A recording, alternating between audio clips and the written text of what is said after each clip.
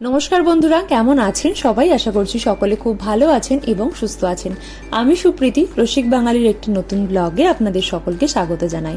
আজকে আমি একটা মজাদার জলখাবারের রেসিপি আপনাদের সাথে শেয়ার করতে চলেছি। আশা করছি ভিডিওটা আপনারা শেষ অবধি দেখবেন এবং আপনাদের ভালোও লাগতে পারে। যদি ভালো লেগে থাকে তো অবশ্যই বাড়িতে ট্রাই করবেন। তাহলে চলুন রান্নাটা শুরু করা যাক।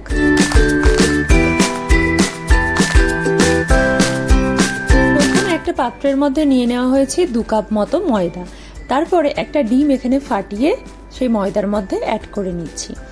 ময়দার মধ্যে ডিমটা অ্যাড করে নেওয়ার পর ময়দা আর ডিমটার মিশ্রণটাকে ভালো করে কিছুক্ষণ ধরে মিশিয়ে নিতে হবে।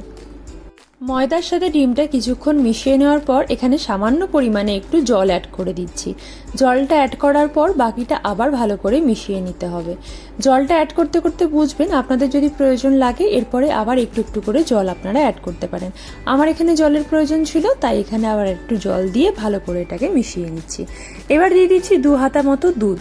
দুধটা অবশ্যই দেওয়ার চেষ্টা করবেন। এর মধ্যে দুধটা দিলে কিন্তু খুব নরম এবং তুলতুলে হয় খেতে, আর টেস্টটাও কিন্তু খুব সুন্দর হয়।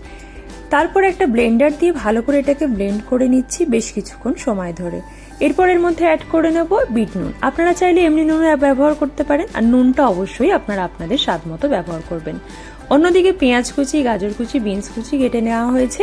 বিনসটাকে একদম ছোট ছোট করে কেটে নেওয়া হয়েছে আর গাজরটাকে গ্রেট করে নেওয়া হয়েছে, যাতে ভীষণ মিহি ব্যাপারটা তৈরি হয়। তো এবারে একে একে ব্যাটারের মধ্যে এগুলো সমস্ত কিছু অ্যাড করে নেওয়া হচ্ছে। প্রথমে গাজর, তারপরে বিনস, পেঁয়াজ কুচি সমস্ত কিছু অ্যাড করার পর দিয়ে দেব একদম কুচি কুচি করে কেটে নেওয়া কাঁচা লঙ্কা আর সামান্য একটু ধনেপাতা কুচি।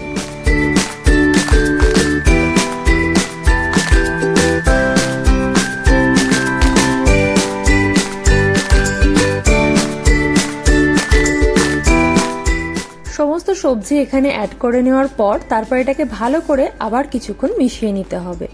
যত ভালো করে ব্লেন্ড করা হবে তত এটা কিন্তু টেস্ট ভালো হবে। তো মিশিয়ে নেওয়া হয়ে গেছে। এবার এর মধ্যে সামান্য পরিমাণে একটু গোলমরিচ গুঁড়ো অ্যাড করছি।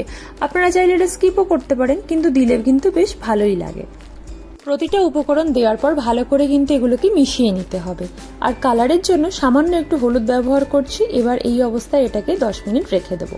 অন্যদিকে ফ্রাইং প্যান বসিয়ে নিয়েছি, তার মধ্যে সামান্য একটু অয়েল ব্রাশ করে 1 হাতা করে ব্যাটারটাকে এর মধ্যে দিয়ে দেওয়া হচ্ছে। দেওয়ার পরে হাতার পেছন দিকটা দিয়ে এইভাবে আপনারা ঘুরিয়ে ঘুরিয়ে এটাকে স্প্রেড করতে পারেন। আপনারা চাইলে 2 হাতাও ব্যবহার করতে পারেন, কিন্তু এখানে আমি 1 হাতাই ব্যবহার করছি। এই সময় কিন্তু গ্যাসের ফ্লেমটাকে অবশ্যই মিডিয়ামে রাখতে হবে। তো কিছুটা হয়ে যাওয়ার পর দেখুন ওই পিঠটাতে অয়েল ব্রাশ করে নিচ্ছি। আবারও অয়েল ব্রাশ করার পর এটাকে উল্টে দেবো, মানে অপর পিঠটাও এইভাবেই করে নেব।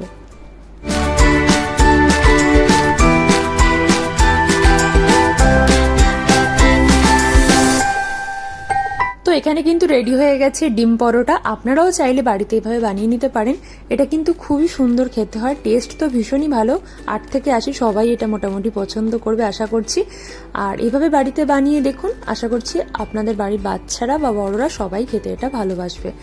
আর অবশ্যই ট্রাই করে আমাকে জানাবেন কেমন হয়েছে। যদি ভিডিওটা ভালো লেগে থাকে বা এই রেসিপিটা ভালো লেগে থাকে অবশ্যই একটা লাইক করে পাশে থাকবেন, কমেন্টের মাধ্যমে জানাবেন কেমন লাগলো। আর যদি চ্যানেলে কেউ নতুন হয়ে থাকেন অবশ্যই চ্যানেলটা সাবস্ক্রাইব করে নেবেন। কথা হচ্ছে খুব তাড়াতাড়ি পরের একটা ব্লগে। ততক্ষণ সবাই খুব ভালো থাকবেন, সুস্থ থাকবেন, সাবধানে থাকবেন।